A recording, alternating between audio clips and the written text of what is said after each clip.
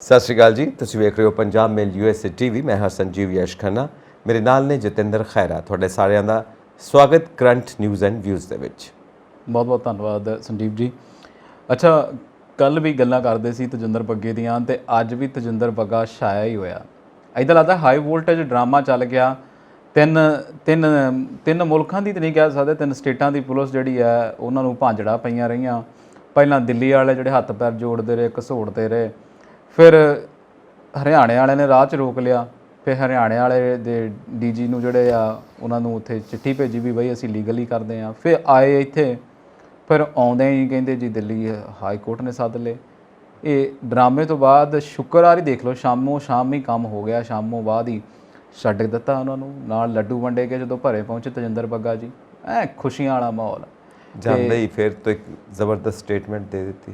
ਹਾਂ, ਉਹੀ ਗੱਲ ਆ ਨਾ ਵੀ ਹੁਣ ਆਮ ਬੰਦਾ ਆਉਂਦਾ ਤੇ ਵਿਚਾਰੇ ਨੇ ਰੋ ਰੋ ਕੇ ਬੁਰਾ ਹਾਲ ਹੋ ਜਾਣਾ ਸੀ। ਪਹਿਲਾਂ ਉਹਨੂੰ ਪਿੰਡ ਦਾ ਮੋਹਤਬਾਰ ਇਕੱਠਾ ਕਰਨਾ ਪੈਣਾ ਸੀ, ਫਿਰ ਉਹਨੀ ਸੁਣਾਈ ਨੂੰ 3-4 ਦਿਨ ਇੱਦਾਂ ਲੱਗ ਜਾਣੇ ਸੀ। ਮੋਰੇ ਸ਼ਨੀ ਐਤਵਾਰ ਆ ਗਿਆ, ਲੋਕਾਂ ਨੇ ਦੌਕੇ ਮਾਰਨੇ ਸੀ ਅਸੀਂ ਕਰੀਏ ਮੋਰੇ ਸ਼ਨੀ ਐਤਵਾਰ ਆ। ਬਿਲਕੁਲ ਜੀ, ਡਰਾਮਾ ਤੇ ਹੋਇਆ ਹੈ। ਸਾਰੀ TRP ਬੱਗਾ ਸਾਹਿਬ ਲੈ ਗਏ, ਬੱਗਾ ਸਾਹਿਬ ਲੈ ਗਏ, ਠੀਕ ਹੈ ਨਾ। ਔਰ ਬਾਕੀ ਚੈਨਲਸ ਦੇਖਦੇ ਰਹੇ ਕਿ ਹੋਰ ਕਿਸੇ ਪ੍ਰੋਗਰਾਮ ਨੂੰ TRP ਨਹੀਂ ਮਿਲਦੀ ਪਈ। ਸੋ ਮਾਹਿਰੇ ਮੰਨਦੇ ਨੇ ਕਿ ਇੱਕ ਆਮ ਲੀਡਰ ਨੂੰ ਤੁਸੀਂ ਇੱਕ ਹੌਟ ਸਪੌਟ ਲੀਡਰ ਬਣਾ ਦਿੱਤਾ। ਕੱਲ੍ਹ ਨੂੰ ਦਿੱਲੀ ਦੇ ਵਿੱਚ ਉਹਨਾਂ ਨੂੰ ਇੱਕ ਵੱਡੀ ਵਜ਼ਾਰਤ ਵੀ ਹੋ ਸਕਦਾ ਦਿੱਤੀ ਜਾ ਸਕਦੀ, ਕਿਉਂਕਿ ਵਜ਼ਾਰਤ ਤਾਂ ਚਲੋ ਕੀ ਆ, ਇਹ ਹੈ ਕਿ ਕੁਰਸੀ ਵੱਡੀ ਮਿਲ ਸਕਦੀ। ਮੈਂ ਉਹੀ ਕਹਿ ਰਿਹਾ ਹਾਂ। ਸੋ ਬਹੁਤ ਵੱਡੀ ਜਿਹੜੀ ਕੁਰਸੀ ਤੇ ਬਹਿ ਜਾਓ ਵਜ਼ਾਰਤ ਹੀ ਹੁੰਦੀ ਤੁਹਾਡੀ, ਕਿਉਂਕਿ ਇੱਕ ਏਰੀਆ ਹੁੰਦਾ ਨਾ, ਸੀਮਾ ਰੇਖਾ ਤੇ ਹੁੰਦੀ ਹੋਈ ਹੈ ਤੁਹਾਡੀ। ਹਾਂ ਚਲੋ, ਇਹ ਕਹਿ ਸਕਦੇ ਤੁਸੀਂ। ਇੱਕ ਜਿਹੜੀ ਡੀਪ ਸਟੇਟ ਦਾ ਫਾਰਮੂਲਾ ਸਾਡੇ ਭਾਰਤ ਦੇ ਵਿੱਚ ਕਿ ਉੱਪਰੋਂ ਕੁਝ ਹੋਰ ਹੈ ਤੇ ਅੰਦਰ ਕੁਝ ਜਿਹੜਾ ਡੀਪਲੀ ਕੰਮ ਹੁੰਦੇ ਨੇ, ਫਿਰ ਉਹ ਵਜ਼ਾਰਤ ਦੇ ਸੀਮਾਵਾਂ ਹੋਰ ਵੀ ਵੱਧ ਜਾਂਦੀਆਂ। ਅੱਛਾ, ਮੈਂ ਦੋਨੋਂ ਬੰਨੇ ਦੇਖਦਾ ਸੀਗਾ। ਮੈਂ ਕੱਲ ਵੀ ਗੱਲ ਕਰਨਾ ਚਾਹੁੰਦਾ ਸੀਗਾ ਤੇ ਅੱਜ ਵੀ ਕਰਨਾ ਚਾਹੁੰਦਾ ਨਾ। ਇੱਕ ਗੱਲ ਮੈਨੂੰ ਵੀ ਲੱਗਦੀ ਹੈ ਕਿ ਬਦਲਾਖੋਰੀ ਦੀ ਰਾਜਨੀਤੀ ਹੈ ਇਹ ਸ਼ੁਰੂ ਤੋਂ ਚੱਲਦੀ ਆ, ਸਿਰ ਤੋਂ ਚੱਲਦੀ ਹੈ ਨਾ। ਵੀ ਹੁਣ ਜ਼ੋਰ ਦੋਵਾਂ ਧਿਰਾਂ ਦਾ ਇਲਾਕਾ। ਅਸੀਂ ਕੇਜਰੀਵਾਲ ਸਾਹਿਬ ਨੂੰ ਬੜਾ ਸੁਲਝਿਆ ਹੋਇਆ ਇਨਸਾਨ ਸਮਝਦੇ, ਪਰ ਉਹ ਵੀ ਕਹਿੰਦੇ ਭਾਈ ਐਸੇ ਨਹੀਂ ਤੋਂ ਐਸੇ, ਐਸੇ ਨਹੀਂ ਤੋਂ ਐਸੇ। ਨੁਕਸਾਨ ਕਿਹਦਾ ਹੋਇਆ? ਪੰਜਾਬ ਦਾ। ਸੋ ਮੈਂ ਉਹੀ ਕਹਿ ਰਿਹਾ ਕਿ ਇਹ ਬਦਲਾਖੋਰੀ ਰਾਜਨੀਤੀ ਜਿਹੜੀ ਹੈ, ਮੈਨੂੰ ਲੱਗਦੀ ਸੀ ਕੱਲ ਵੀ ਉੱਤੇ ਗੱਲ ਕੀਤੀ ਜਾਣੀ ਚਾਹੀਦੀ ਹੈ, ਪਰ ਮੈਨੂੰ ਸੀਗਾ ਵੀ ਐਡਾ ਮਸਲਾ ਨਹੀਂ ਹੈਗਾ। ਇਹ ਮਸਲਾ ਬਣਾ ਦਿੱਤਾ ਗਿਆ ਕਿਉਂਕਿ ਇੱਧਰ ਜੇ ਦੇਖਿਆ ਜਾਵੇ ਪੰਜਾਬ ਦੇ ਵਿੱਚ ਪੰਜਾਬ ਪੁਲਿਸ, ਹੁਣ ਦੇਖੋ ਜਿਹੜੇ ਸਿਆਣੇ ਨੇ ਉਹ ਇਹ ਮੰਨਦੇ ਨੇ ਕਿ ਕੇਜਰੀਵਾਲ ਸਾਹਿਬ ਕਿਤੇ ਨਾ ਕਿਤੇ ਪੰਜਾਬ ਪੁਲਿਸ ਦਾ ਇਸਤੇਮਾਲ ਕਰ ਰਹੇ ਨੇ ਜੀ ਆਪਣੇ ਲਈ। ਪਰ ਇੱਥੋਂ ਲੱਗਦਾ ਵੀ ਹੈ, ਕਿਉਂਕਿ ਨਿੱਜੀ ਮਫਾਦ ਦੀ ਤਾਂ ਨਹੀਂ ਕਹਿ ਸਕਦੇ, ਪਰ ਇਹ ਇਸਤੇਮਾਲ ਤੇ ਹੋਇਆ ਤਾਂ ਹੈ, ਕਿਉਂਕਿ ਉਹਨਾਂ ਕੋਲ ਤੇ ਉੱਥੇ ਕੋਈ ਤਾਕਤ ਨਹੀਂ ਪੁਲਿਸ ਦੀ, ਉਹ ਸਾਰੀ ਸੈਂਟਰ ਦੀ ਪੁਲਿਸ ਆ। ਹੁਣ ਪੰਜਾਬ ਪੁਲਿਸ ਤੁਸੀਂ ਦੇਖੋ ਕਿ ਇਹ ਸਹੀ ਆ। ਪਹਿਲਾਂ ਤਾਂ ਇਸ ਮੂਡ ਤੇ ਆਏਗੀ ਗੱਲ ਕਿ ਇਹ ਸਹੀ ਹੈ ਕਿ ਪੰਜਾਬ ਪੁਲਿਸ ਜਾ ਕੇ ਉੱਥੇ ਅਰੈਸਟ ਕਰਦੀ ਆ, ਉੱਥੇ ਬੰਦੇ ਨੂੰ ਲੈ ਕੇ ਆਉਂਦੀ, ਫਿਰ ਉੱਥੋਂ ਉਹ ਮਾਮਲਾ ਦਰਜ ਹੁੰਦਾ ਉਹਨਾਂ ਦੀ ਫੈਮਿਲੀ ਵੱਲੋਂ ਕਿ ਬੰਦੇ ਆਏ ਧੱਕੇ ਨਾਲ ਬੰਦਾ ਚੁੱਕ ਕੇ ਲੈ ਗਏ। ਕਿਡਨੈਪਿੰਗ ਦਾ ਮਾਮਲਾ ਦਰਜ ਹੋਇਆ, ਫਿਰ ਰਸਤੇ ਦੇ ਵਿੱਚ ਰੋਕਿਆ ਗਿਆ ਹਰਿਆਣਾ ਪੁਲਿਸ ਵੱਲੋਂ। ਉਹ ਕਹਿੰਦੇ ਕਿ ਉੱਤੋਂ ਫੋਨ ਆਇਆ ਸੀ ਸਾਨੂੰ ਕਿ ਇੱਦਾਂ ਬੰਦਾ ਕਿਡਨੈਪ ਹੋ ਗਿਆ, ਤਾਂ ਇੱਦਾਂ ਉਹਨੂੰ ਬਰਾਮਦ ਕੀਤਾ ਜਾਏ, ਤਾਂ ਇਸ ਕਰਕੇ ਰੋਕਿਆ ਗਿਆ। ਪੰਜਾਬ ਪੁਲਿਸ ਵਿੱਚ ਫਸ ਗਈ। ਹੁਣ ਗੱਲ ਇਹ ਹੈ ਕਿ ਮਾਮਲਾ ਹਜੇ ਨਿਬੜਿਆ ਤਾਂ ਨਹੀਂ ਹੈ, ਮਾਮਲਾ ਤਾਂ ਹਜੇ ਵੱਡਾ ਬਣਿਆ ਹੋਇਆ ਹੈ। ਹੁਣ ਅੱਗੇ ਤੱਕ ਕਿੱਥੇ ਤੱਕ ਜਾਏਗਾ ਔਰ ਭਗਵੰਤ ਮਾਨ ਸਾਹਿਬ ਦੇ ਉੱਤੇ ਕਿੰਨੀ ਕੁ ਬਲੇਮ ਗੇਮ ਹੋਏਗੀ, ਉਹ ਵੀ ਦੇਖਣ ਵਾਲੀ ਗੱਲ ਹੈ। ਦੇਖੋ, ਬਲੇਮ ਗੇਮ ਵਾਲੀ ਤੇ ਕੋਈ ਗੱਲ ਨਹੀਂ ਹੈ। ਪਹਿਲੀ ਗੱਲ ਤੇ ਇਹ ਨਹੀਂ ਹੈਗਾ ਕਿ ਦੂਸਰੀ ਸਟੇਟ ਦੇ ਵਿੱਚ ਕਦੀ ਅਰੈਸਟ ਕਰਨ ਕੋਈ ਦੂਸਰੀ ਸਟੇਟ ਗਈ ਨਹੀਂ ਹੈਗੀ। ਜਾਂਦੀਆਂ ਸਟੇਟ ਦੇ ਵਿੱਚ ਅਰੈਸਟ ਕਰਨ, ਪਰ ਇਹ ਕੋਆਰਡੀਨੇਸ਼ਨ ਦੇ ਨਾਲ ਹੁੰਦਾ। ਪਹਿਲਾਂ ਉਹਨਾਂ ਨੂੰ ਕੌਨਫੀਡੈਂਸ 'ਚ ਲਿੱਤਾ ਜਾਂਦਾ, ਫਿਰ ਸਟੇਟ 'ਚ ਹੁੰਦਾ। ਹਾਲਾਂਕਿ ਕੋਰਟ ਦੇ ਆਰਡਰ ਸੀਗੇ ਜੀ। ਹਾਲਾਂਕਿ ਸੈਂਟਰੀ ਏਜੰਸੀਆਂ ਜਿਹੜੀਆਂ ਅਸੀਂ ਕਰਦੇ ਹਾਂ ਨਾ, ਕੇਂਦਰ ਏਜੰਸੀਆਂ, ਉਹਨਾਂ ਨੂੰ ਵੀ ਕਈ ਵਾਰ ਅਲਟੀਮੇਟ ਦੇਣਾ ਪੈਂਦਾ ਆ ਜਿਹੜੀਆਂ ਲੋਕਲ ਬਾਡੀਜ਼ ਬੈਠੀਆਂ ਹੁੰਦੀਆਂ, ਚਾਹੇ ਉਹ CBI ਦੀ ਗੱਲ ਕਰ ਲਈਏ। ਹਾਲਾਂਕਿ ਉਹਨਾਂ ਤੋਂ ਪਾਵਰ ਹੁੰਦੀ ਹੈ ਕਿ ਉਹ ਇੱਕ ਪਾਵਰ ਇੱਦਾਂ ਦੀ ਵੀ ਹੁੰਦੀ, ਜੇ ਕੋਈ ਐਮਰਜੈਂਸੀ ਹੋਵੇ ਤਾਂ ਬਿਨਾਂ ਇੰਟੀਮੇਸ਼ਨ ਦੇ ਵੀ ਚਲੇ ਜਾਂਦੀਆਂ ਨੇ।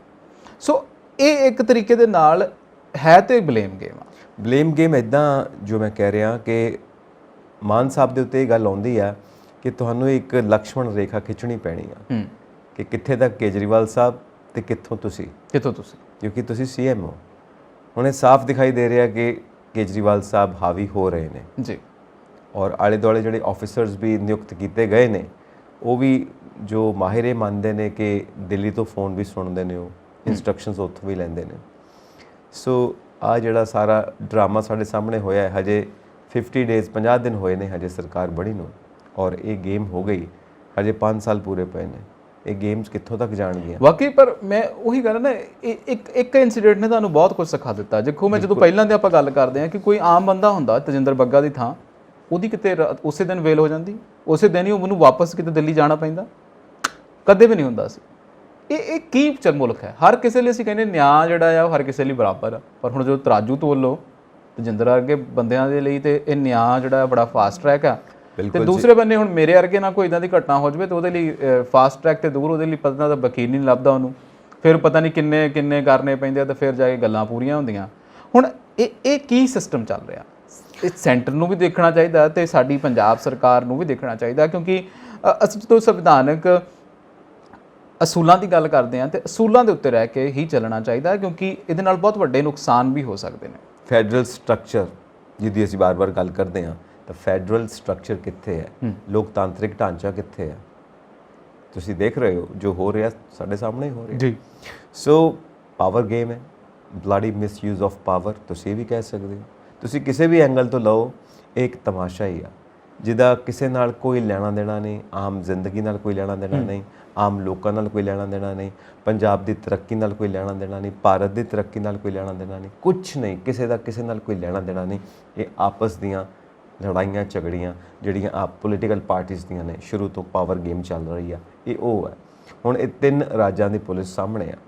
ਹੁਣ ਜੇ ਕਿਤੇ ਜਾ ਕੇ ਇਦਾਂ ਹੀ ਅਸੀਂ ਦੇਖੋ, ਹਰਿਆਣਾ ਦੀ ਗੱਲ ਅਸੀਂ ਕਰੀਏ ਤਾਂ ਉੱਥੇ ਬੀਜੇਪੀ ਗਵਰਨਮੈਂਟ ਆ, ਸੈਂਟਰ ਵਿੱਚ ਵੀ ਬੀਜੇਪੀ ਗਵਰਨਮੈਂਟ ਆ, ਪਰ ਪੰਜਾਬ ਦੇ ਵਿੱਚ ਇੱਕ ਵੱਖਰਾ ਸੀਨ ਹੈ। ਔਰ ਸਟੇਟ ਗਵਰਨਮੈਂਟ ਨੂੰ ਬਹੁਤ ਸਾਰੇ ਕੰਮਾਂ ਉੱਤੇ ਸੈਂਟਰ ਗਵਰਨਮੈਂਟ ਦੇ ਉੱਤੇ ਉਹਨਾਂ ਨੂੰ ਨਿਰਭਰ ਹੋਣਾ ਪੈਂਦਾ, ਬਹੁਤ ਕੁਝ ਲੈਣਾ ਹੁੰਦਾ। ਹੁਣ ਜੇ ਇਦਾਂ ਰਿਲੇਸ਼ਨਸ ਖਰਾਬ ਹੁੰਦੇ ਜਾਂਦੇ ਨੇ ਤਾਂ ਫਿਰ ਇਹ ਗੇਮ ਕਿੱਥੇ ਖੜੂਗੀ? ਕੱਲ ਨੂੰ ਗੱਲ ਇੱਥੇ ਤੱਕ ਆ ਗਈ ਕਿ ਸਟੇਟ ਦੇ ਵਿੱਚ ਲਾਅ ਐਂਡ ਆਰਡਰ ਠੀਕ ਨਹੀਂ ਆ, ਜਾਂ ਸਟੇਟ ਜਿਹੜੀ ਕਨਸਟੀਟਿਊਸ਼ਨਲੀ ਫੇਲ ਹੋ ਰਹੀ ਆ, ਦੈਨ ਪ੍ਰੈਜ਼ੀਡੈਂਟ ਰੂਲ ਲਗਾਇਆ ਜਾਏ। ਜੇ ਇਦਾਂ ਦੀਆਂ ਗੇਮਸ ਹੋਣ ਲੱਗ ਪਈਆਂ, ਇੱਧਰ ਨੂੰ ਗੱਲ ਵਧਣ ਲੱਗ ਪਈ, ਕਿਉਂਕਿ ਕੋਈ ਨਾ ਕੋਈ ਗਲਤੀ ਕਰਨ, ਜੋ ਮਾਹਿਰ ਮੰਨਦੇ ਨੇ ਕਿ ਸੈਂਟਰ ਇਹ ਦੇਖ ਰਹੀ ਹੈ ਕਿ ਕੋਈ ਨਾ ਕੋਈ ਗਲਤੀ ਕਰਨ ਇਹ ਲੋਕ ਜੋ ਪੰਜਾਬ ਦੇ ਵਿੱਚ ਸੱਤਾ ਸੰਭਾਲ ਕੇ ਬੈਠੇ ਨੇ, ਤੇ ਸਾਨੂੰ ਮੌਕਾ ਮਿਲੇ ਇੱਕ ਸਟੈਪ ਲੈਣ ਦਾ। ਕਿਉਂਕਿ ਦਿੱਲੀ ਦੇ ਵਿੱਚ ਕੇਜਰੀਵਾਲ ਸਾਹਿਬ ਨੂੰ ਕਾਬੂ ਕੀਤਾ ਹੋਇਆ ਬੀਜੇਪੀ ਨੇ ਕਿਸੇ ਨਾ ਕਿਸੇ ਤਰੀਕੇ, ਕਿਉਂਕਿ ਉੱਥੇ ਲਾਅ ਐਂਡ ਆਰਡਰ ਉਹਨਾਂ ਦੇ ਹੱਥ 'ਚ ਨਹੀਂ ਹੈ। ਪੰਜਾਬ ਦੇ ਵਿੱਚ ਉਹ ਕਾਬੂ ਤੋਂ ਨਿਕਲੇ ਹੋਏ ਨੇ। ਸੋ ਕਿੱਦਾਂ ਕਾਬੂ ਕਰਨਾ, ਇਹ ਵੀ ਚੀਜ਼ ਦੇਖਣ ਵਾਲੀ ਹੈ। ਨਾਲ ਉਹ ਬਾਕੀ ਥਾਵਾਂ ਦੀਆਂ ਇਲੈਕਸ਼ਨਸ ਵਾਸਤੇ ਵੀ ਤਿਆਰੀ ਕਰ ਰਹੇ ਨੇ, ਔਰ ਉਹਦੇ ਵਾਸਤੇ ਪੰਜਾਬ ਦੀ ਵਰਤੋਂ ਹੋ ਰਹੀ ਹੈ। ਔਰ ਕਿਹਾ ਵੀ ਜਾਂਦਾ ਕਿ ਜਿੱਦਾਂ ਐਰੋਪਲੇਨਸ ਦਾ ਇਸਤੇਮਾਲ ਹੁੰਦਾ ਜਾਂ ਕੋਈ ਹੋਰ ਖਰਚੇ ਹੁੰਦੇ ਨੇ, ਉਹ ਪੰਜਾਬ ਦੇ ਖਜ਼ਾਨੇ 'ਤੇ ਪੈਂਦੇ ਨੇ। ਪੰਜਾਬ ਕਿਉਂ ਦੇਵੇ? ਕਿਉਂਕਿ ਉਹ ਪੰਜਾਬ ਦੇ ਕੰਮ ਕਰਕੇ ਥੋੜ੍ਹਾ ਸੀਐਮ ਸਾਹਿਬ ਉੱਥੇ ਗਏ ਨੇ, ਉਹ ਤਾਂ ਆਮ ਆਦਮੀ ਪਾਰਟੀ ਦਾ ਆਪਣਾ ਕੰਮ ਹੈ। ਤੇ ਫਿਰ ਆਮ ਆਦਮੀ ਪਾਰਟੀ ਆਪਣੇ ਖਜ਼ਾਨੇ 'ਚੋਂ ਪੈਸਾ ਦੇਵੇ, ਪੰਜਾਬ ਦੇ ਉੱਤੇ ਕਿਉਂ ਬੋਝ ਹੈ? ਜੇ ਇਦਾਂ ਹੋ ਰਿਹਾ ਤਾਂ ਇਹ ਵੀ ਫੈਡਰਲ ਸਟਰਕਚਰ ਦੇ ਖਿਲਾਫ ਹੈ। ਗਲਤ ਗੱਲ ਹੈ, ਕਿਉਂਕਿ ਤੁਸੀਂ ਜਾਣਦੇ ਹੋ ਕਿਤੇ ਚਾਹੇ ਹਿਮਾਚਲ ਚਲੇਂਗੇ ਤੇ ਚਾਹੇ ਗੁਜਰਾਤ ਚਲੇਂਗੇ, ਤੁਸੀਂ ਉੱਥੇ ਜਾ ਕੇ ਫੋਟੋ ਖਿਚਾ ਕੇ ਵਾਪਸ ਆ ਜਾਂਦੇ, ਸਾਡਾ ਕੋਈ ਕੰਮ ਨਹੀਂ ਕਰਨਗੇ। ਬਿਲਕੁਲ ਨਹੀਂ ਕੰਮ ਕਰਨਗੇ, ਕਿਉਂਕਿ ਤੁਸੀਂ ਸਾਡੀ ਸੰਪत्ति ਦੇ ਉੱਤੇ ਲੈ ਰਹੇ ਹੋ। ਤੁਸੀਂ ਕਹਿੰਦੇ ਪੰਜਾਬ ਦਾ ਕੱਲਾ ਪੈਸਾ ਮੈਂ ਦੇਖੂੰਗਾ, ਤੇ ਫਿਰ ਇਹ ਪੰਜਾਬ ਦਾ ਪੈਸਾ ਹੀ ਹੈ। ਬਿਲਕੁਲ। ਔਰ ਕੁਝ ਲੋਕ ਇਹ ਵੀ ਕਹਿੰਦੇ ਨੇ, ਜੋ ਦੇਖੋ ਜੋ ਪੋਲੀਟੀਕਲ ਐਨਾਲਿਸਟ ਬੈਠੇ ਨੇ, ਜੋ ਬਹੁਤ ਡੀਪ ਜਾਂਦੇ ਨੇ, ਕਿ ਅੱਗੇ ਸਭ ਦੇ ਸਾਹਮਣੇ ਜੋ ਭਗਵੰਤ ਮਾਨ ਸਾਹਿਬ ਨੇ, ਲੇਕਿਨ ਪਿੱਛੇ ਕਿਤੇ ਨਾ ਕਿਤੇ ਪਰਦੇ ਪਿੱਛੇ ਰਾਘਵ ਚੱਡਾ ਨੇ, ਜੋ ਸੀਐਮ ਨੇ ਪੰਜਾਬ। ਵਾਕਈ ਮੈਨੂੰ ਰਾਘਵ ਚੱਡਾ ਵੈਸੇ ਵੀ ਹਾਈਪਰ ਐਕਟਿਵ ਲੱਗਦੇ ਆ। ਬਿਲਕੁਲ। ਤੁਸੀਂ ਦੇਖੋ ਜਦੋਂ ਵੀ ਤੁਸੀਂ ਮੀਡੀਆ ਦੇ ਵਿੱਚੋਂ ਕਿਤੇ ਆਉਂਦੇ ਆ, ਵਿਚਰਦੇ ਆ, ਦੋਹੇ ਇਕੱਠੇ ਹੋਣ ਨਾ, ਤੇ ਰਾਘਵ ਚੱਡਾ ਇੱਕ ਵੱਖਰੀ ਇਮੇਜ ਲੈ ਕੇ ਆਉਂਦੇ। ਇਹਦਾ ਲੱਗਦਾ ਕਿ ਰਾਘਵ ਚੱਡਾ ਬੌਸ ਬਣ ਕੇ ਨਜ਼ਰ ਆ ਰਹੇ ਨੇ, ਜਿਹੜਾ ਕਿ ਪੰਜਾਬ ਦੇ ਲੋਕਾਂ ਨੂੰ ਸਵੀਕਾਰ ਨਹੀਂ ਹੈਗਾ ਕਦੇ। ਬਿਲਕੁਲ ਨਹੀਂ ਹੈਗਾ। ਔਰ ਕੁਝ ਲੋਕ ਇਹ ਵੀ ਸੋਚਣ ਲੱਗ ਪਏ ਨੇ ਕਿਤੇ ਨੈਕਸਟ ਸੀਐਮ ਦੇ ਵਾਸਤੇ ਤਿਆਰੀ ਤਾਂ ਨਹੀਂ ਕਰ ਰਹੇ ਰਾਘਵ ਚੱਡਾ, ਕਿ ਭਗਵੰਤ ਮਾਨ ਸਾਹਿਬ ਤੋਂ ਬਾਅਦ ਨੈਕਸਟ ਸੀਐਮ ਜੋ ਨੇ ਉਹ ਰਾਘਵ ਚੱਡਾ ਇਸ ਤਿਆਰੀ 'ਚ ਲੱਗੇ ਹੋਏ ਨੇ। ਇਹ ਵੀ ਕਈ ਲੋਕ ਮਹਿਸੂਸ ਕਰ ਰਹੇ ਨੇ, ਕਿਉਂਕਿ ਜਿਸ ਤਰ੍ਹਾਂ ਇਹ ਸਾਰੀਆਂ ਐਕਟੀਵਿਟੀਜ਼ ਹੋ ਰਹੀਆਂ ਨੇ ਜੀ। ਤੁਸੀਂ ਦੇਖੋ ਜਿਹੜੇ 5 ਬੰਦੇ ਚੁਣ ਕੇ ਅਸੀਂ ਭੇਜੇ, ਅਸੀਂ ਤਾਂ ਨਹੀਂ, ਕੇਜਰੀਵਾਲ ਸਾਹਿਬ ਨੇ ਚੁਣ ਕੇ ਭੇਜੇ, ਜਿਹੜੇ ਗਏ ਨੇ ਰਾਜ ਸਭਾ ਦੇ ਵਿੱਚ ਸਾਡੇ ਪੰਜਾਬ ਦੇ 5 ਮੈਂਬਰ, ਉਹਨਾਂ ਵਿੱਚੋਂ ਕੋਈ ਵੀ ਖੜਾ ਹੋਇਆ ਇਸ ਘਟਨਾ ਦੇ ਉੱਤੇ ਜੋ ਇਹ ਕੱਲ ਦਾ ਡਰਾਮਾ ਚੱਲਦਾ ਪਿਆ? ਕੋਈ ਵੀ ਖੜਾ ਹੋਇਆ? ਕਿਸੇ ਨੇ ਪੰਜਾਬ ਦਾ ਪੱਖ ਪੂਰਿਆ? ਜਾਂ ਅੱਗੇ ਵੀ ਜਿਹੜੀਆਂ ਇਹ ਸਾਰੀਆਂ ਗੱਲਾਂ ਹੋਣੀਆਂ ਨੇ, ਇਹ ਲੋਕ ਕਿੱਥੇ ਖੜੇ ਹੋ ਸਕਦੇ ਨੇ? ਤੁਸੀਂ ਦੇਖੋ ਇਹਨਾਂ ਵਿੱਚੋਂ 2 ਤੇ ਬਿਜ਼ਨਸਮੈਨ ਹੀ ਨੇ। ਹੁਣ ਉਹ ਦੋਵੇਂ ਬਿਜ਼ਨਸਮੈਨ ਜੇ ਪੰਜਾਬ ਦਾ ਪੱਖ ਪੂਰਦੇ ਨੇ, ਸਟਰੋਂਗ ਹੋ ਕੇ ਖੜੇ ਹੁੰਦੇ ਨੇ, ਤਾਂ ਕਿਤੇ ਨਾ ਕਿਤੇ ਉਹ ਸੈਂਟਰ ਦੇ ਅਗੇਂਸਟ ਹੋ ਜਾਂਦਾ, ਬੀਜੇਪੀ ਦੇ ਅਗੇਂਸਟ ਹੋ ਜਾਂਦਾ। ਮਫਾਦ ਵੀ ਜਿਹੜੇ ਨੇ ਉਹ ਡਾਮਾਡੋਲ ਹੋਣਗੇ। ਐਕਚੁਅਲੀ ਉਹਨਾਂ ਦੇ ਜਿਹੜੇ ਪਰਸਨਲ ਇੰਟਰਸਟ ਨੇ ਬਿਜ਼ਨਸ ਦੇ, ਉਹਨਾਂ ਦੇ ਉੱਤੇ ਕੁਝ ਨਾ ਕੁਝ ਹੋ ਸਕਦਾ। ਤਾਂ ਉਹ ਕਿਉਂਕਿ ਬੀਜੇਪੀ ਦੇ ਅਗੇਂਸਟ ਹੋ ਜਾਣਗੇ ਜਦੋਂ ਉਹ ਪੰਜਾਬ ਦੇ ਹੱਕ ਦੀ ਗੱਲ ਕਰਨਗੇ। ਜੇ ਇੰਨਾ ਸਟਰੋਂਗਲੀ ਹੁੰਦੇ ਨੇ, ਦੈਨ ਵਾਟ? ਉਹਨਾਂ ਦੇ ਆਪਣੇ ਬਿਜ਼ਨਸ। ਜੀ ਸੋ ਉਹ ਆਪਣੇ ਪਰਸਨਲ ਇੰਟਰਸਟ ਨੂੰ ਦੇਖਦੇ ਹੋਏ ਉਹ ਵੀ ਢਿੱਲੇ ਪੈਣਗੇ। ਇੱਕ ਆਪਣੇ ਕ੍ਰਿਕਟ ਖੇਡਣ ਵਾਲੇ ਨੇ, ਹੁਣ ਉਹ ਪਤਾ ਨਹੀਂ ਕਿਸ ਲੈਵਲ ਤੇ ਕੀ ਕਰ ਸਕਦੇ ਨੇ ਜਾਂ ਕਿੰਨੀ ਕੁ ਸਮਝ ਰੱਖਦੇ ਨੇ, ਉਹ ਵੀ ਨਹੀਂ ਪਤਾ। ਔਰ ਇੱਕ ਇਹਨਾਂ ਦਾ ਸਟ੍ਰੈਟੇਜਿਸਟ ਹੈ, ਪੁਰਾਣਾ ਸਟ੍ਰੈਟੇਜਿਸਟ ਰਾਘਵ ਚੱਡਾ ਨੇ, ਇੱਕ ਉਹ ਦਿੱਲੀ ਤੋਂ ਆਏ ਹੋਏ ਨੇ। ਸੋ ਉਹੀ ਗੱਲ ਹੈ ਨਾ ਕਿ ਇਹ ਤਰੀਕਾ ਜਿਹੜੇ ਕਹਿੰਦੇ ਹੁੰਦੇ ਨਾ ਵੀ ਓਪੋਜੀਸ਼ਨ ਜਿਹੜੀ ਆ ਉਹ ਲਗਾਤਾਰ ਮੁੱਦੇ ਚੱਕਦੀ ਤਾਂ ਹੈ, ਪਰ ਇਹ ਮੁੱਦੇ ਹਜੇ ਤੱਕ ਬਣਦੇ ਕਿਉਂ ਨਹੀਂ? ਕਿਉਂਕਿ ਅਸੀਂ ਦੇਖਦੇ ਹਾਂ ਕਿ ਕੀ ਹੋਊਗਾ ਕੋ। ਪਰ ਇਹ ਤਜਿੰਦਰ ਬੱਗਾ ਦੇ ਕੇਸ ਦੇ ਵਿੱਚ ਮੈਨੂੰ ਲੱਗਦਾ ਸੰਜੀਵ ਜੀ ਗੱਲ ਜਿਹੜੀ ਹੈ ਨਾ ਇਹ ਬਣੀ ਨਹੀਂ ਕੁਝ। ਜੇ ਤਾਂ ਤੁਸੀਂ ਜਿਵੇਂ ਕਹਿ ਰਹੇ ਹੋ ਕਿ ਹਿਮਾਚਲ ਤੇ ਰਾਜਸਥਾਨ ਵਗੈਰਾ ਦੇ ਘੁੰਮਣ ਦੇ ਲਈ ਜਿਹੜੇ ਹੈਲੀਕਾਪਟਰ ਯੂਜ਼ ਕੀਤੇ ਜਾਂਦੇ ਨੇ ਉਹ ਸਾਡੇ ਤੇਲ ਤੇ ਜਾਂਦੇ, ਸਾਡੇ ਖਰਚੇ ਤੇ ਜਾਂਦੇ ਨੇ, ਫਿਰ ਇਹ ਵੀ ਗਲਤ ਗੱਲ ਹੈ। ਕਿਉਂਕਿ ਗਲਤ ਗੱਲ ਹੈ। ਜੇ ਸੀਐਮ ਸਾਹਿਬ ਜਾਂਦੇ ਨੇ ਤੇ ਕੋਈ ਸਾਡੇ ਕੰਮ ਲਈ ਜਾਣ ਤਾਂ ਫਿਰ ਉਹ ਚੰਗੀ ਗੱਲ ਹੈ। ਕਿਵੇਂ ਹੁਣ ਉਹ ਕਹਿੰਦੇ ਨੇ ਕਿ ਮੈਂ ਜਿਹੜੀ ਬੰਦਰਗਾਹ ਪਈ ਹੈ ਸਾਡੀ ਕੋਲ ਜਿਹੜੀ ਖਨਨ ਹੈ ਉਸ ਨੂੰ ਮੈਂ ਝਾਰਖੰਡ ਦੇ ਵਿੱਚ ਜਿਹੜਾ ਦੁਬਾਰਾ ਤੋਂ ਸ਼ੁਰੂ ਕਰਨ ਦੇ ਲਈ ਜਾਊਂਗਾ, ਉਹ ਸਾਡਾ ਕੰਮ ਹੈ। ਉਹ ਜਾਣ ਤੇ ਫਿਰ ਪੰਜਾਬ ਦੇ ਖਰਚੇ ਤੇ ਜਾਣ। ਬਿਲਕੁਲ। ਪਰ ਇਹੀ ਗੱਲ ਹੈ ਨਾ ਕਿ ਹੁਣ ਪੰਜਾਬ ਦੇ ਖਰਚੇ ਤੇ ਤੁਸੀਂ ਇਦਾਂ ਕਰੋਗੇ ਤੇ ਫਿਰ ਪੰਜਾਬੀ ਤੁਹਾਨੂੰ ਜ਼ਿਆਦਾ ਚਿਰ ਝੱਲਣਗੇ ਨਹੀਂ। ਬਿਲਕੁਲ ਸਹੀ ਗੱਲ। ਦੁਬਾਰਾ ਮੁੜ ਕੇ ਆਉਣੇ, ਕਿਉਂਕਿ ਮਤਲਬ ਇਹ ਹੈ ਖੈਰਾ ਸਰ ਕਿ ਜੇ ਉਹਨਾਂ ਨੂੰ ਆਪਣੀ ਸਰਕਾਰ ਪੂਰੀ ਤਰ੍ਹਾਂ ਚਲਾਉਣੀ ਆ, ਸਹੀ ਤਰੀਕੇ ਨਾਲ ਚਲਾਉਣੀ ਹੈ, ਤਾਂ ਉਹ ਜਿੱਦਾਂ ਮੈਂ ਪਹਿਲਾਂ ਕਿਹਾ ਕਿ ਇੱਕ ਰੈੱਡ ਲਾਈਨ ਖਿੱਚਣੀ ਪਏਗੀ, ਇੱਕ ਲਕਸ਼ਮਣ ਰੇਖਾ ਖਿੱਚਣੀ ਪਏਗੀ ਕਿ ਇੱਥੋਂ ਹੱਦ ਸ਼ੁਰੂ ਹੁੰਦੀ ਹੈ ਮਾਨ ਸਾਹਿਬ ਦੀ, ਉਸ ਤੋਂ ਪਰਾਂ ਕੇਜਰੀਵਾਲ ਸਾਹਿਬ ਦੀ। ਠੀਕ ਹੈ, ਤੁਸੀਂ ਕਨਵੀਨਰ ਹੈਗੇ ਹੋ ਆਮ ਆਦਮੀ ਪਾਰਟੀ ਦੇ, ਪਰ ਤੁਸੀਂ ਇਹ ਥੋੜਾ ਕਿ ਪਰਦੇ ਦੇ ਪਿੱਛੇ ਤੁਸੀਂ ਸੀਐਮ ਵੀ ਹੈਗੇ ਹੋ ਪੰਜਾਬ ਦੇ। ਇਹ ਤਾਂ ਨਹੀਂ ਨਾ ਹੋ ਸਕਦਾ, ਦੋ ਗੱਲਾਂ ਤਾਂ ਨਹੀਂ ਨਾ ਹੋ ਪਰ ਮੈਂ ਉਹੀ ਗੱਲ ਕਹਿ ਰਿਹਾ ਕਿ ਪੰਜਾਬ ਜਿਹੜਾ ਨਾ ਉਹ ਵੱਖਰਾ ਕਿਸਮ ਦਾ ਲਹਿਜਾ ਰੱਖਦਾ। ਮਤਲਬ ਬਣਾ ਕੇ ਦਿੱਤਾ ਹੈ 2 ਮਹੀਨੇ ਦੇ ਅੰਦਰ, ਤੁਸੀਂ ਪੰਜਾਬ ਦਾ ਕੀ ਬਣਾ ਕੇ ਰੱਖ ਦਿੱਤਾ ਹੈ। ਹਰੇਕ ਬੰਦੇ ਨੂੰ ਸਭ ਕੁਝ ਪਤਾ ਚੱਲ ਗਿਆ, ਯੂ ਆਰ ਫੁਲੀ ਐਕਸਪੋਜ਼ਡ ਕਿ ਤੁਸੀਂ ਕੀ ਕਰਦੇ ਪਏ ਹੋ, ਔਰ ਜੋ ਕਿ ਪੰਜਾਬ ਦੇ ਵਾਸਤੇ ਸੂਟੇਬਲ ਨਹੀਂ ਹੈ। ਤੁਹਾਨੂੰ ਦੇਖਣਾ ਚਾਹੀਦਾ ਹੈ ਕਿ ਦਿੱਲੀ ਇੱਕ ਅਲੱਗ ਮਸਲਾ ਹੈ। ਹੁਣ ਇੱਕ ਨਵੀਂ ਗੱਲ, ਦਿੱਲੀ ਦੀ ਤਰਜ਼ ਦੇ ਉੱਤੇ ਜੀ ਅਸੀਂ ਸਾਰੇ ਸਕੂਲ ਬਣਾ ਦਾਂਗੇ। ਕਿਉਂ ਦਿੱਲੀ ਦੀ ਤਰਜ਼ ਦੇ ਉੱਤੇ? ਪੰਜਾਬ ਦੀ ਤਰਜ਼ ਦੇ ਉੱਤੇ ਕਿਉਂ ਨੇ? ਦਿੱਲੀ ਦੀ ਤਰਜ਼ ਵਿੱਚ ਐਸੀ ਕਿਹੜੀ ਸਪੈਸ਼ਲਿਟੀ ਹੈ ਜਿਹੜੀ ਪੰਜਾਬ ਦੀ ਤਰਜ਼ ਦੇ ਉੱਤੇ ਨਹੀਂ? ਅੱਜ ਤੱਕ ਪੰਜਾਬ ਦੇ ਵਿੱਚ ਐਜੂਕੇਟਡ ਲੋਕ ਨਹੀਂ ਸੀਗੇ, ਐਡੇ ਵੱਡੇ ਵੱਡੇ ਕਾਬਿਲ ਲੋਕ ਪੈਦਾ ਹੋਏ ਨੇ, ਉਹ ਇਹਨਾਂ ਸਰਕਾਰੀ ਸਕੂਲਾਂ ਤੋਂ ਹੀ ਪੈਦਾ ਹੋਏ ਨੇ ਨਾ, ਕਿ ਸਭ ਦਿੱਲੀ ਤੋਂ ਪੜ੍ਹ ਕੇ ਆਏ ਸੀਗੇ। ਸੋ ਗੱਲ ਇਹ ਹੈ ਕਿ ਇੱਕ ਰਬੜ ਦਾ ਸਟੈਂਪ ਤੁਸੀਂ ਲਗਾਈ ਜਾਂਦੇ ਹੋ ਕਿ ਜਿੰਨੀ ਵੀ ਇੰਟੈਲੀਜੈਂਸੀ ਹੈ ਉਹ ਦਿੱਲੀ ਤੋਂ ਅਸੀਂ ਇੰਪੋਰਟ ਕਰਾਂਗੇ ਪੰਜਾਬ ਦੇ ਅੰਦਰ, ਤਾਂ ਪੰਜਾਬ ਤਰੱਕੀ ਕਰ ਸਕਦਾ, ਨਹੀਂ ਤਾਂ ਪੰਜਾਬ ਦੇ ਵਾਸਤੇ ਕੋਈ ਚਾਂਸ ਨਹੀਂ ਹੈ। ਇੱਥੇ ਸਭ ਕੁਝ ਪਿਆ। ਹੁਣ ਬਜਟ ਆਉਣ ਵਾਲਾ ਹੈ ਨਵਾਂ, ਇੱਕ ਨਵਾਂ ਡਰਾਮਾ ਲੋਕ ਦੱਸਣ। ਅੱਛਾ, ਮੈਨੂੰ ਇਹ ਨਹੀਂ ਸਮਝ ਆਉਂਦਾ ਕਿ ਲੋਕ ਕੀ ਦੱਸਣ। ਕੀ ਲੋਕ ਦੱਸਣ? ਲੋਕ ਤੁਹਾਨੂੰ ਦੱਸਣਗੇ ਵੀ ਇੰਨੇ ਕਰੋੜ ਸਾਨੂੰ ਫਲਾਣੇ ਚੀਜ਼ ਲਈ ਚਾਹੀਦਾ, ਤੁਸੀਂ ਦੇ ਦੋਗੇ? ਮੰਨੋਗੇ? ਮਤਲਬ ਲੋਕ ਕੀ ਦੱਸਣ? ਚਲੋ ਤੁਸੀਂ ਕੋਈ ਨੇਤਾ ਚੁਣਦੇ ਆ ਤਾਂ ਉਦੋਂ ਲੋਕ ਰਾਏ ਲੈਣੇ, ਤੁਸੀਂ ਬਹੁਤ ਸੋਹਣੀ ਗੱਲ ਆ, ਪਰ ਹੁਣ ਇਹ ਬਜਟ ਜਿਹੜਾ ਆ ਤੇ ਪਲਾਨਿੰਗ ਕਮਿਸ਼ਨ ਤੁਹਾਡੇ ਕੋਲ ਆ, ਵੱਡੇ ਵੱਡੇ ਇੰਟੈਲੀਜੈਂਸ ਬਿਗ ਥਿੰਕਰ ਜਿਹਨਾਂ ਨੂੰ ਤੁਸੀਂ ਕਹਿੰਦੇ ਹੁੰਦੇ ਹੋ ਤੁਹਾਡੇ ਕੋਲ ਆ, ਤੁਸੀਂ ਕੀ ਡਰਾਮਾ ਰਚਾ ਰਹੇ ਹੋ? ਤੁਸੀਂ ਦੱਸੋ, ਤੁਹਾਨੂੰ ਨਹੀਂ ਪਤਾ ਪੰਜਾਬ ਦਰਪੇਸ਼ ਕੀ ਸਮੱਸਿਆਵਾਂ ਤੇ ਕਿੰਨਾ ਕੁ ਤੁਹਾਡੇ ਕੋਲੇ ਬਜਟ ਹੋ ਸਕਦਾ? ਕਿਉਂਕਿ ਬਜਟ ਤੇ ਇੱਕ ਤਰੀਕੇ ਦੇ ਨਾਲ ਤੁਸੀਂ ਸਰਕਾਰ ਸਟੇਟ ਚਲਾਉਂਦੀ ਹੈ, ਆਈਐਸ ਕਲੀਅਰ ਉੱਥੇ ਬੈਠੇ ਹੁੰਦੇ, ਚਾਰਟਰਡ ਅਕਾਊਂਟੈਂਟ ਬੈਠੇ ਹੁੰਦੇ ਆ, ਉਹਨਾਂ ਨੂੰ ਪਤਾ ਕਿੰਨਾ ਬਜਟ ਜਾਣਾ। ਇਹ ਡਰਾਮਾ ਪਤਾ ਨਹੀਂ ਕਿਉਂ। ਤੁਸੀਂ ਦੱਸੋ, ਜਦੋਂ ਤੁਸੀਂ 1000 ਰੁਪਈਆ 18 ਸਾਲ ਤੋਂ ਉੱਪਰ ਜਿਹੜੀਆਂ ਲੇਡੀਜ਼ ਨੇ ਉਹਨਾਂ ਨੂੰ ਦੇਣਾ ਹੈ, ਉਹ ਲੋਕਾਂ ਨੂੰ ਪੁੱਛ ਕੇ ਵਾਅਦਾ ਕੀਤਾ ਸੀ। 300 ਯੂਨਿਟ ਫ੍ਰੀ ਦੇਣੇ ਨੇ, ਉਹ ਲੋਕਾਂ ਨੂੰ ਪੁੱਛ ਕੇ ਵਾਅਦਾ ਕੀਤਾ ਸੀ। ਉਹ ਜਦੋਂ ਆਪਣੇ ਆਪ ਵਾਅਦੇ ਕੀਤੇ ਨੇ, ਤੁਸੀਂ ਹੁਣ ਆਪੇ ਨਜਿੱਠੋ। ਲੋਕਾਂ ਨੂੰ ਕੀ ਪੁੱਛਣਾ? ਲੋਕੀ ਕੀ ਦੱਸਣ? ਸਭ ਨੂੰ ਪੁੱਛਣ ਦਾ ਮਤਲਬ ਹੁੰਦਾ ਕਿ ਕਿਸੇ ਤੋਂ ਨਹੀਂ ਪੁੱਛਣਾ। ਵਾਕਈ ਗੱਲ ਇਹ ਸਰਕਾਰ ਸਿਆਣੇ ਕਹਿੰਦੇ ਕਿ ਸਭ ਨੂੰ ਪੁੱਛਣ ਦਾ ਮਤਲਬ ਕਿ ਪੁੱਛ ਕੇ ਧੜਵੰਜ ਜਿਹਾ ਕਰ ਲੈਣਾ, ਤਾਂ ਕਰਨੀ ਆਪਣੀ ਆ। ਕਿਉਂਕਿ ਲੋਕ ਕੀ ਦੱਸਣਗੇ ਤੁਹਾਨੂੰ? ਲੋਕਾਂ ਨੂੰ ਕੀ ਪਤਾ ਅੰਦਰ ਖਾਤੇ ਕੀ ਗੇਮ ਚੱਲਦੀ ਪਈ ਹੈ, ਕੀ ਕਰਦੇ ਪਏ ਹੋ ਤੁਸੀਂ? ਕਿਸੇ ਨੂੰ ਨਹੀਂ ਪਤਾ ਹੈਗਾ। ਤੁਸੀਂ ਦੇਖੋ, ਜਦੋਂ ਪਹਿਲਾਂ ਇਹ ਨੰਬਰ ਜਾਰੀ ਕੀਤਾ WhatsApp ਨੰਬਰ, ਇਹਦੇ ਉੱਤੇ ਜੀ ਭ੍ਰਸ਼ਟਾਚਾਰ ਦੇ ਖਿਲਾਫ ਤੁਸੀਂ ਸਾਰੀਆਂ ਕੰਪਲੇਂਟਸ ਭੇਜੋ, ਲੱਖਾਂ ਕੰਪਲੇਂਟਸ ਚਲੀਆਂ ਗਈਆਂ, ਕਿੰਨੇ ਦੇ ਉੱਤੇ ਕਾਰਵਾਈ ਹੋਈ ਹੈ? ਉੱਦਾਂ ਹੀ ਜੇ ਸੁਜੈਸ਼ਨ ਦੇ ਆਉਣਗੇ ਇਹਦੇ ਉੱਤੇ ਕਿ ਬਜਟ ਦੇ ਬਾਰੇ ਜਿਹੜੇ ਸੁਜੈਸ਼ਨਸ ਆਉਣਗੇ, ਟਾਈਮ ਹੈਗਾ ਲੱਖਾਂ ਸੁਜੈਸ਼ਨਸ ਪੜ੍ਹਨ ਦਾ। ਮੈਂ ਉਹੀ ਕਹਿ ਰਿਹਾ ਕਿ ਫਿਰ ਤਾਂ ਇਹਨਾਂ ਦੇ ਜਿਹੜੇ ਕਲੈਰੀਕਲ ਕੰਮ ਵਾਲੇ ਉਹ ਸਾਰੇ ਇੱਧਰ ਹੀ ਕੰਮ ਤੇ ਲੱਗੇ ਰਹਿਣਗੇ, ਕਿੱਥੋਂ ਨਿਚੋੜ ਕੱਢੋਗੇ? ਦੂਸਰੇ ਬੰਨੇ ਫਿਰ ਇਹ ਵੀ ਗੱਲ ਹੈ ਨਾ, ਇਹ ਕੱਲਾ ਜਿਹੜਾ ਕੰਪਲੇਂਟ ਨੰਬਰ ਹੈ ਕੱਲਾ ਇਸ ਸਰਕਾਰ ਨੇ ਨਹੀਂ ਕੀਤਾ ਸੀ, ਅਕਾਲੀ ਦਲ ਵਾਲਿਆਂ ਨੇ ਵੀ ਕੀਤਾ ਸੀ ਤੇ ਕਾਂਗਰਸ ਵਾਲਿਆਂ ਨੇ ਵੀ, ਉਹ ਵੀ ਧੜੇ ਰਹਿ ਗਏ ਸੀ। ਸਭ ਤਮਾਸ਼ਾ। ਤੁਸੀਂ ਦੱਸੋ, ਬਜਟ ਦੀ ਗੱਲ ਤੁਸੀਂ ਪੁੱਛਦੇ ਪਏ ਹੋ, ਦੱਸੋ ਜੀ ਕਿੱਦਾਂ ਕਰੀਏ? ਤੁਹਾਨੂੰ ਇੰਨਾ ਨਹੀਂ ਪਤਾ ਹੈਗਾ ਕਿ ਤੁਸੀਂ ਇੰਨਾ ਪੈਸਾ ਐਡਵਰਟੀਜ਼ਮੈਂਟ 'ਤੇ ਖਰਚ ਕਰਦੇ ਪਏ ਹੋ, ਉਹ ਵੀ ਖਜ਼ਾਨੇ ਉੱਤੇ ਬੋਝ ਹੈ। ਤੁਸੀਂ ਬਜਟ ਤਾਂ ਪਹਿਲਾਂ ਹੀ ਡਗਮਗਾ ਦਿੱਤਾ, ਹਿਲਾ ਦਿੱਤਾ। ਕਿਉਂ ਖਰਚ ਕਰਦੇ ਪਏ ਹੋ? 92 ਬੰਦੇ ਕਾਹਦੇ ਵਾਸਤੇ ਜਿੱਤੇ ਨੇ? ਥਾਂ ਥਾਂ 'ਤੇ ਜਾ ਕੇ ਗੱਲਾਂ ਕਰਨ, ਪ੍ਰਚਾਰ ਕਰਨ, ਸੋਸ਼ਲ ਮੀਡੀਆ ਦਾ ਇਸਤੇਮਾਲ ਕਰਨ, ਇਲੈਕਸ਼ਨਸ ਵੇਲੇ ਨਹੀਂ ਕੀਤਾ। ਸੋ ਉਹ 92 ਬੰਦੇ ਕਾਹਦੇ ਵਾਸਤੇ ਨੇ? ਜਾ ਕੇ ਪ੍ਰਚਾਰ ਕਰਨ। ਨਾਲੇ ਇਹ ਪੈਸਾ ਕਿਉਂ ਖਰਚ ਕਰਦੇ ਪਏ ਹੋ? ਨੰਬਰ 1, ਜਦੋਂ ਤੁਸੀਂ ਕਿਹਾ ਕਿ ਕਿਹੜਾ ਚਿਹਰਾ ਚਾਹੀਦਾ, ਮਾਨ ਸਾਹਿਬ ਦਾ ਚਿਹਰਾ ਚਾਹੀਦਾ, ਉਦੋਂ ਵੀ ਇੱਕ ਨੰਬਰ ਇਸ਼ੂ ਕੀਤਾ ਸੀ ਜੀ, ਇੰਨੀਆਂ ਲੱਖ ਕਾਲਸ ਆਈਆਂ। ਪ੍ਰੈਕਟੀਕਲੀ ਸਾਰੇ ਐਕਸਪਰਟ ਮੰਨਦੇ ਨੇ, ਟੈਕਨੀਕਲ ਐਕਸਪਰਟ ਮੰਨਦੇ ਨੇ, ਇਟ ਇਜ਼ ਨਾਟ ਪੋਸੀਬਲ ਕਿ ਇੰਨੀਆਂ ਕਾਲਸ ਦੀ ਕੋਡ ਗਾਣਾ ਵੋਂਟ ਬੀ ਪੋਸੀਬਲ। ਔਰ ਤੁਸੀਂ ਫਿਰ ਉਹ ਨਿਚੋੜ ਕਿਵੇਂ ਕੱਢਿਆ? ਜਿਹੜਾ ਬੰਦਾ ਤੁਸੀਂ ਫਿੱਟ ਕਰਨਾ ਸੀ, ਜਿਹੜਾ ਲੈ ਕੇ ਆਉਣਾ ਸੀ, ਇਹ ਨਹੀਂ ਕਹਿੰਦੇ ਅਸੀਂ ਗਲਤ ਹੈ, ਬਿਲਕੁਲ ਸਹੀ ਕੀਤਾ, ਸਹੀ ਬੰਦਾ ਲੈ ਕੇ ਆਇਓ, ਪਰ ਜਦੋਂ ਤੁਸੀਂ ਲਿਆਉਣਾ ਸੀ ਇਹ ਤਮਾਸ਼ਾ ਕਿਉਂ ਕੀਤਾ ਫੋਨ ਕਾਲਸ ਦਾ? ਉਵੇਂ ਹੀ ਇਹ ਬਜਟ ਵਾਲਾ। ਅੱਛਾ, ਇਹਨਾਂ ਨੂੰ ਇਹ ਲੱਗਦਾ ਕਿ ਸਾਡੀ ਪੋਪੂਲੈਰਿਟੀ ਬਣੀ ਰਹੂਗੀ, ਪਰ ਇਹ ਗੱਲ ਹੈ ਨਾ ਕਿ ਬਜਟ ਦੇਖੋ, ਬਜਟ ਦਾ ਮਤਲਬ ਕੀ ਹੈ ਸੰਜੀਵ ਜੀ? ਬਜਟ ਦਾ ਮਤਲਬ ਇਹ ਹੈ ਕਿ ਮੇਰੇ ਕੋਲੇ 1000 ਰੁਪਈਆ ਤੇ ਮੈਂ ਆਪਣੇ 1000 ਰੁਪਈਏ ਦੇ ਹਿਸਾਬ ਦੇ ਨਾਲ ਬਜਟ ਸੈੱਟ ਕਰਨਾ। ਮੈਂ 30000 ਕਮਾਉਣ ਡਿਆ, ਮੈਂ ਆਪਣੇ 30000 ਦੇ ਹਿਸਾਬ ਦੇ ਨਾਲ ਬਜਟ ਸੈੱਟ ਕਰਨਾ। ਹੁਣ ਲੋਕਾਂ ਨੂੰ ਕੀ ਪਤਾ ਬਈ ਤੁਹਾਡੇ ਕੋਲੇ ਕਿੰਨਾ ਹਜ਼ਾਰ ਤੇ ਕਿੰਨੇ ਕਰੋੜ ਤੇ ਕਿੰਨਾ ਲੱਖ ਹੈ? ਲੋਕੀ ਤਾਂ ਤੁਹਾਨੂੰ ਤਾਂ ਹੀ ਦੱਸਣਗੇ ਨਾ, ਜੇ ਆਪਾਂ ਕਹੇ ਤਾਂ ਸਲਾਹ ਲੈ ਕੇ ਵੀ ਭਾਈ ਮੇਰੇ ਕੋਲ 100 ਰੁਪਈਆ, ਮੈਂ ਕਿੱਥੇ ਕਿੱਥੇ ਖਰਚ ਲਵਾਂ, ਤੇ ਮੇਰੇ ਕਿਹੜੇ ਕਿਹੜੇ ਖਰਚੇ ਆ। ਹੁਣ ਲੋਕਾਂ ਨੂੰ ਕੀ ਪਤਾ ਤੁਹਾਡੇ ਕਿਹੜੇ ਕਿਹੜੇ ਖਰਚੇ ਆ, ਕਿਹੜੇ ਕਿਹੜੇ ਪ੍ਰਾਇੋਰਟੀ ਦੇ ਖਰਚੇ ਤੇ ਕਿਹੜੇ ਕਿਹੜੇ ਦੂਸਰੇ ਖਰਚੇ ਤਮਾਸ਼ੇ ਤੇ ਲੱਗੇ ਹੋਏ ਆ। ਦੇਖੋ, ਜਿਹੜਾ ਕੁਝ ਪੈਸਾ ਹੁੰਦਾ ਸਾਡੇ ਕੋਲ, ਉਹਦੇ ਵਿੱਚ ਤਨਖਾਹਾਂ ਜਾਂਦੀਆਂ, ਪੈਨਸ਼ਨਸ ਜਾਂਦੀਆਂ, ਨੰਬਰ 1।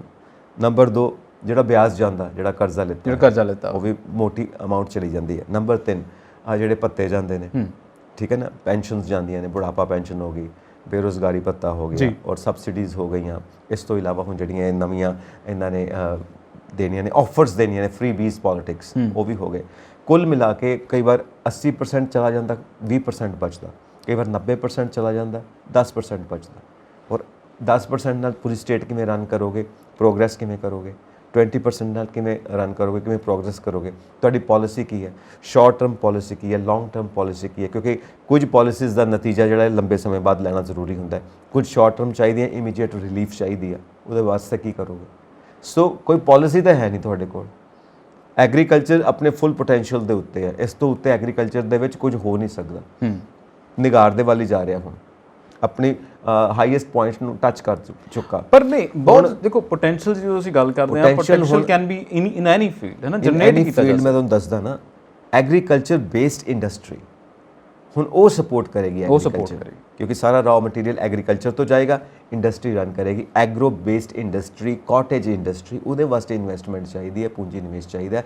ਜਦੋਂ ਇੰਡਸਟਰੀ ਵਾਸਤੇ ਪਾਲਿਸੀ ਖੜੀ ਕਰੋਗੇ, ਉਹਦੇ ਨਾਲ ਐਗਰੀਕਲਚਰ ਆਪਣੇ ਆਪ ਇੰਪਰੂਵ ਹੋਏਗਾ, ਕਿਉਂਕਿ ਦੋਵਾਂ ਦਾ ਤਾਲਮੇਲ ਬਣੇਗਾ। ਮੈਨੂੰ ਲੱਗਦਾ ਲੋਕਾਂ ਤੋਂ ਇਹ ਵੀ ਨਾ ਪੁੱਛ ਲੈਣ ਵੀ ਤੁਹਾਨੂੰ ਕਿਹੜੀ ਇੰਡਸਟਰੀ ਚਾਹੀਦੀ ਹੈ, ਕਿਉਂਕਿ ਇੱਦਾਂ ਲੱਗਦਾ ਕਿ ਪੋਪੂਲੈਰਿਟੀ ਦੇ ਚੱਕਰ ਦੇ ਵਿੱਚ ਕਿਸੇ ਡਿਫਰੈਂਟ ਟਰੈਕ ਦੇ ਉੱਤੇ ਚੜੇ ਹੋਏ। ਸਹੀ ਗੱਲ ਹੈ, ਪੋਪੂਲਰ ਪੋਲਿਟਿਕਸ ਖੇਡਦੇ ਪਏ ਹੋ ਤੁਸੀਂ। ਉਹਦੀ ਬਜਾਏ ਸਾਨੂੰ ਇੱਕ ਐਡਵਾਂਸ ਲੈਵਲ ਦਾ ਉਹ ਪੋਲਿਟਿਕਸ ਚਾਹੀਦਾ ਹੈ ਜਿਹੜਾ ਵਾਕਈ ਪ੍ਰੋਗਰੈਸ ਵੱਲ ਲੈ ਕੇ ਜਾਵੇ। ਉਹਦੇ ਵਾਸਤੇ ਤੁਸੀਂ ਇਨਵੈਸਟਮੈਂਟ ਕਿੱਦਾਂ ਕਰਵਾਉਣੀ ਹੈ, ਕੌਣ ਪੂੰਜੀ ਨਿਵੇਸ਼ ਕਰੇਗਾ? ਇੱਥੇ ਪੋਲੀਟੀਕਲ ਅਨਸਟੇਬਿਲਿਟੀ, ਐਡਮਿਨਿਸਟ੍ਰੇਸ਼ਨ ਦਾ ਜੋ ਹਾਲ ਹੈ, ਕਿਉਂਕਿ 2 ਚੈਲੰਜਸ ਨੇ, ਐਡਮਿਨਿਸਟ੍ਰੇਸ਼ਨ ਦੇ ਚੈਲੰਜਸ ਨੇ, ਫਾਈਨੈਂਸ਼ੀਅਲ ਚੈਲੰਜਸ, ਠੀਕ ਹੈ ਨਾ, ਸਟੇਬਿਲਿਟੀ ਨਹੀਂ ਹੈ, ਔਰ ਬਾਰਡਰ ਸਟੇਟ ਆ, ਠੀਕ ਆ, ਮਾਫੀਆ ਰਾਜ ਦੇ ਅਸੀਂ ਰੋਜ਼ ਗੱਲ ਕਰਦੇ ਹਾਂ, ਕ੍ਰਾਈਮ ਵੱਧਦਾ ਪਿਆ ਅਸੀਂ ਰੋਜ਼ ਗੱਲ ਕਰਦੇ ਹਾਂ। ਸੋ ਕਿਸ ਚੀਜ਼ ਨੂੰ ਦੇਖ ਕੇ ਇਨਵੈਸਟਮੈਂਟ ਕਰਨਗੇ ਬਿਜ਼ਨਸਮੈਨ ਜਾਂ ਕੰਪਨੀਆਂ, ਕਿਸ ਚੀਜ਼ ਨੂੰ ਦੇਖ ਕੇ ਆਉਣਗੇ? ਅੱਛਾ ਚਲੋ, ਇਨਵੈਸਟਮੈਂਟ ਤੇ ਦੇਖੋ ਇੱਕ ਸਟੇਬਿਲਿਟੀ ਕ੍ਰੀਏਟ ਕੀਤੀ ਜਾ ਸਕਦੀ ਹੈ, ਹਲੇ ਟਾਈਮ ਬਹੁਤ ਹੈ, ਟਾਈਮ ਹੈ। ਪਰ ਇਹ ਗੱਲ ਹੈ ਨਾ ਕਿ ਜਿਹੜੀ ਪੋਪੂਲਰ ਪੋਲਿਟਿਕਸ ਹੈ, ਇਹਦੇ ਕੋਲ ਹਟ ਕੇ ਕੀ ਕੀਤਾ ਜਾ ਰਿਹਾ, ਇਹ ਬਹੁਤ ਧਿਆਨ ਦੇਣ ਯੋਗ ਗੱਲ ਹੈ। ਅੱਛਾ, ਹੁਣ ਆਪਾਂ ਨਾਲ ਨਾਲ ਹੋਰ ਵੀ ਮਸਲੇ ਵਿਚਾਰਨੇ ਆ, ਕਿਉਂਕਿ ਇਹ ਮਸਲਾ ਤੇ ਆਪਾਂ ਹਰ ਰੋਜ਼ ਵਿਚਾਰਦੇ ਆ ਕਿ ਇੰਨੇ ਸਾਰੇ ਮਸਲੇ ਆ। ਸਿੱਖ ਨੌਜਵਾਨਾਂ ਦੀਆਂ ਜਿਹੜੀਆਂ ਜਥੇਬੰਦੀਆਂ ਨੇ, ਉਹਨਾਂ ਨੇ ਕਾਨਫਰੰਸ ਕੀਤੀ। ਇੱਕ ਸਟੇਟਮੈਂਟ ਜਿਹੜੀ ਆ ਅਕਾਲ ਤਖਤ ਸਾਹਿਬ ਦੇ ਜਥੇਦਾਰ ਗਿਆਨੀ ਹਰਪ੍ਰੀਤ ਸਿੰਘ ਹੋਣਾ ਦੀ ਬੜੀ ਵਾਇਰਲ ਹੋਣ ਰਹੀ ਆ। ਉਹਨਾਂ ਨੇ ਟੈਸਟ ਟਿਊਬ ਬੇਬੀ ਦੇ ਉੱਤੇ ਗੱਲ ਕੀਤੀ। ਬਿਲਕੁਲ, ਜਿਹੜੇ ਅਸੀਂ ਟੈਸਟ ਟਿਊਬ ਦੇ ਨਾਲ ਜਵਾਕ ਜੰਮਦੇ ਆ, ਬਹੁਤ ਸਾਰੇ ਘਰਾਂ ਦੇ ਵਿੱਚ ਰੌਣਕਾਂ ਖੁਸ਼ੀਆਂ ਆਉਂਦੀਆਂ ਨੇ, ਉਹਦੇ ਗੱਲ ਉੱਤੇ ਕੀਤੀ ਆ। ਉਹ ਕਹਿੰਦੇ ਨਾ ਤਾਂ ਸਾਡੀ ਇਖਲਾਕ ਰਿਹਾ, ਨਾ ਸਾਡੀ ਜ਼ਮੀਨ ਰਹੀ, ਤੇ ਨਾ ਹੀ ਸਾਡੀ ਧਰਤੀ ਚੱਜਦੀ ਰਹੀ, ਤੇ ਨਾ ਹੀ ਸਾਡੀਆਂ ਕੁੱਖਾਂ ਚੱਜਦੀਆਂ ਰਹੀਆਂ। ਸਟੇਜ ਤੋਂ ਬੋਲਿਆ ਉਹਨਾਂ ਨੇ, ਕਹਿੰਦੇ ਕਿ ਜਿਹੜੇ ਸਾਡੀਆਂ ਧੀਆਂ ਜਿਹੜੀਆਂ ਸਿੱਖ ਬੀਬੀਆਂ ਨੇ, ਉਹਨਾਂ ਦੇ ਜਿਹੜੀਆਂ ਕੁੱਖਾਂ ਤੇ ਜਵਾਕ ਨੇ, ਉਹ ਸਿੱਖਾਂ ਦੇ ਨਹੀਂ ਹੈ, ਕਿਸੇ ਹੋਰ ਦੇ ਨੇ। ਜਿਹੜੇ ਟੈਸਟ ਟਿਊਬ ਬੇਬੀ ਹੈ, ਸੀਮਨ ਦੀ ਗੱਲ ਕੀਤੀ ਉਹਨਾਂ ਨੇ, ਕਹਿੰਦੇ ਸੀਮਨ ਕਿਸੇ ਹੋਰ ਦਾ। ਪਰ ਮੈਂ ਚਲੋ ਇਹ ਨਹੀਂ ਗੱਲ ਕਰਦਾ ਕਿ ਉਹ ਚੰਗਾ ਜਾਂ ਸਹੀ ਚੀਜ਼ ਹੈ ਜਾਂ ਬਹੁਤ, ਕਿਉਂਕਿ ਦੇਖੋ ਬਹੁਤ ਸਾਰੇ ਲੋਕਾਂ ਨੂੰ ਉਸ ਤਰੀਕੇ ਦੇ ਨਾਲ ਖੁਸ਼ੀ ਮਿਲ ਜਾਂਦੀ ਹੈ ਨਾ, ਉਹਨਾਂ ਦੇ ਘਰੇ ਖੁਸ਼ੀਆਂ ਆਉਂਦੀਆਂ ਨੇ, ਇੱਕ ਬਹੁਤ ਵੱਡੀ ਚੀਜ਼ ਆ ਉਹ। ਪਰ ਇਹ ਹੋਇਆ ਕਿਉਂ? ਜ਼ਮੀਨ ਕਿਉਂ ਗੰਦਲੀ ਹੋਈ? ਪਾਣੀ ਕਿਉਂ ਗੰਦਲਾ ਹੋਇਆ? ਫਿਰ ਜਦੋਂ ਜ਼ਮੀਨ ਗੰਦਲੀ ਹੋ ਗਈ, ਪਾਣੀ ਗੰਦਲਾ ਹੋ ਗਿਆ, ਫਸਲਾਂ ਖਰਾਬ ਹੋ ਗਈਆਂ, ਬਾਇਓਲੋਜੀਕਲੀ ਅਸੀਂ ਇੱਥੇ ਆ ਗਏ, ਇਹਦੇ ਪਿੱਛੇ ਹੈ ਕੌਣ? ਇਹਦੇ ਪਿੱਛੇ ਨਾ ਖੈਰਾ ਸਾਹਿਬ ਇਹ ਹੈ ਕਿ ਇਹਦਾ ਕੋਈ ਸਬੂਤ ਤੇ ਨਹੀਂ ਮਿਲਦਾ, ਪਰ ਜਿਹੜੀਆਂ ਗੱਲਾਂ ਸੁਣਨ ਨੂੰ ਆਉਂਦੀਆਂ ਨੇ, ਜਿਹੜੀਆਂ ਗੱਲਾਂ ਬਾਹਰ ਆਉਂਦੀਆਂ ਨੇ, ਜਿਹੜੀਆਂ ਆਮ ਚਰਚਾ 'ਚ ਰਹਿੰਦੀਆਂ ਨੇ, ਆਬਾਦੀ ਨੂੰ ਕੰਟਰੋਲ ਕਿਵੇਂ ਕਰਨਾ। ਆਫ ਕੋਰਸ ਜਿਹੜੀਆਂ ਅਸੀਂ ਕੈਮੀਕਲਸ ਇਸਤੇਮਾਲ ਕਰਦੇ ਹਾਂ, ਖਾਦਾਂ ਇਸਤੇਮਾਲ ਕਰਦੇ ਹਾਂ, ਉਹ ਸਾਰੀਆਂ ਤਾਂ ਅਸਰ ਪਾਉਣਗੀਆਂ ਹੀ ਫਰਟੀਲਿਟੀ ਦੇ ਉੱਤੇ ਕਿ ਜੋ ਬੱਚਾ ਪੈਦਾ ਕਰਨ ਦੀ ਤਾਕਤ ਹੈ ਉਹਦੇ ਉੱਤੇ ਉਹਦਾ ਬੁਰਾ ਪ੍ਰਭਾਵ ਪੈਂਦਾ ਉਹ ਖਾਦਾਂ ਦਾ, ਕਿਉਂਕਿ ਕੈਮੀਕਲਸ ਨੇ ਸਾਰੇ ਉਹੀ ਖਾਂਦੇ ਪੀਂਦੇ ਆ। ਦੁੱਧ ਤੱਕ ਵਿੱਚ ਵੀ ਉਹ ਕੈਮੀਕਲ ਚਲਾ ਗਿਆ, ਕਿਉਂਕਿ ਇੰਜੈਕਸ਼ਨ ਲੱਗਦਾ ਹੈ ਪਸ਼ੂਆਂ ਨੂੰ ਦੁੱਧ ਕੱਢਣ ਵੇਲੇ, ਉਹਦਾ ਵੀ ਅਸਰ ਹੁੰਦਾ। ਕੁਝ ਇੱਕ ਲੋਕ ਇਹ ਵੀ ਕਹਿੰਦੇ ਨੇ ਕਿ ਜਿਹੜੀਆਂ ਵੱਡੀਆਂ ਕੰਪਨੀਆਂ ਇਹ ਡਿਜ਼ਾਈਨ ਕਰਦੀਆਂ ਨੇ ਬੀਜ, ਹੈ ਨਾ, ਬੀਜ ਡਿਜ਼ਾਈਨ ਕੀਤਾ ਜਾਂਦਾ ਵੱਖ-ਵੱਖ ਫਸਲਾਂ ਦਾ, ਹਾਈਬ੍ਰਿਡ ਬੀਜ ਜਿਹਨੂੰ ਆਪਾਂ ਕਹਿੰਦੇ ਆ ਲੈਬੋਰਟਰੀ ਦੇ ਵਿੱਚ, ਉਹਦੇ ਵਿੱਚ ਇਹ ਚੀਜ਼ ਰੱਖੀ ਜਾਂਦੀ ਹੈ ਕਿ ਇਹਨੂੰ ਖਾਣ ਵਾਲੇ ਬੱਚਾ ਪੈਦਾ ਕਰਨ ਦੇ ਕਾਬਿਲ ਨਾ ਰਹਿਣ। ਕਿਉਂਕਿ ਆਬਾਦੀ ਬਹੁਤ ਜ਼ਿਆਦਾ ਵੱਧਦੀ ਪਈ ਹੈ ਦੁਨੀਆ ਦੀ, ਔਰ ਇੰਨੀ ਵੱਡੀ ਧਰਤੀ ਨਹੀਂ ਹੈ ਸਾਡੇ ਕੋਲ, ਔਰ ਜਿੰਨੀ ਇਸ ਵਕਤ ਆਬਾਦੀ ਵੱਧ ਚੁੱਕੀ ਹੈ, ਸਾਨੂੰ ਇੱਦਾਂ ਦੀਆਂ 2 ਹੋਰ ਧਰਤੀਆਂ ਚਾਹੀਦੀਆਂ ਨੇ ਤਾਂ ਆਬਾਦੀ ਸਮਾ ਸਕਦੀ ਹੈ। ਸੋ ਉਹ ਆਬਾਦੀ ਕੰਟਰੋਲ ਕਰਨ ਦਾ ਇਹ ਵੀ ਤਰੀਕਾ ਲੱਭਿਆ ਜਾਂਦਾ ਹੈ ਜੋ ਅੰਦਰ ਦੀਆਂ ਗੱਲਾਂ ਆਉਂਦੀਆਂ ਨੇ। ਹਾਲਾਂਕਿ ਇਹਦੇ ਕੋਈ ਸਬੂਤ ਜਾਂ ਕੋਈ ਅੰਕੜੇ ਸਾਡੇ ਸਾਹਮਣੇ ਨਹੀਂ ਆਉਂਦੇ, ਪਰ ਇਹ ਚਰਚਾ ਜ਼ਰੂਰ ਰਹਿੰਦੀ ਹੈ। ਪਰ ਮੈਂ ਦੇਖੋ ਸੰਜੀਵ ਜੀ, ਚਲੋ ਇਹ ਤਾਂ ਬਹੁਤ ਵੱਡੇ ਥਾਂ ਤੇ ਜਾ ਕੇ ਗੱਲ ਇਹ ਨਿਬੜਦੀ ਆ, ਪਰ ਜੇ ਛੋਟੇ ਥਾਂ ਦੇ ਉੱਤੇ ਦੇਖੀਏ ਤੇ ਬਹੁਤ ਕੁਝ ਬਦਲਿਆ ਜਾ ਸਕਦਾ।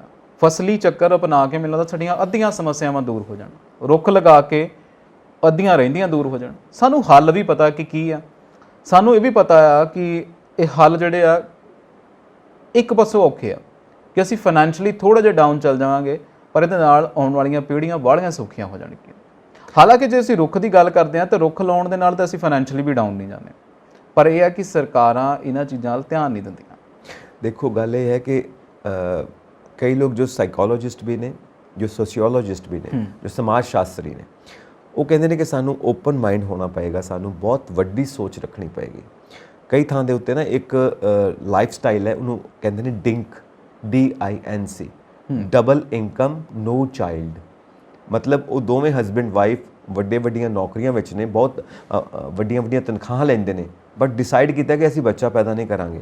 ਕਾਰਨ ਆਬਾਦੀ ਬਹੁਤ ਜ਼ਿਆਦਾ ਬੱਚੇ ਨੇ, ਤਾਂ ਆਲਰੇਡੀ ਜਿਹੜੇ ਬੱਚੇ ਸਫਰ ਕਰ ਰਹੇ ਨੇ, ਜਿੱਥੇ ਅਸੀਂ ਆਪਣੀ ਤਨਖਾਹ ਦੇ ਨਾਲ ਮਦਦ ਕਰ ਸਕਦੇ ਹਾਂ, ਉਹਨਾਂ ਨੂੰ ਵੀ ਆਪਣਾ ਬੱਚਾ ਸਮਝ ਕੇ ਉੱਥੇ ਉਹ ਸਪਾਂਸਰਸ਼ਿਪਸ ਦਿੰਦੇ ਨੇ ਥਾਂ ਤੇ ਜਾ ਕੇ, ਜਿੱਦਾਂ ਵੀ ਉਹਨਾਂ ਨੂੰ ਇਨਫੋਰਮੇਸ਼ਨ ਮਿਲਦੀ ਆ ਜਾਂ ਕਿਸੇ ਨੂੰ ਇਲਾਜ ਵਾਸਤੇ ਚਾਹੀਦਾ, ਜਿੱਥੇ ਵੀ ਉਹ ਜਿੰਨਾ ਵੀ ਖੜੇ ਹੋ ਸਕਦੇ ਨੇ ਉਹਨਾਂ ਦੇ ਨਾਲ ਮਦਦ ਵਾਸਤੇ ਉਹ ਜ਼ਰੂਰ ਖੜੇ ਹੁੰਦੇ ਨੇ।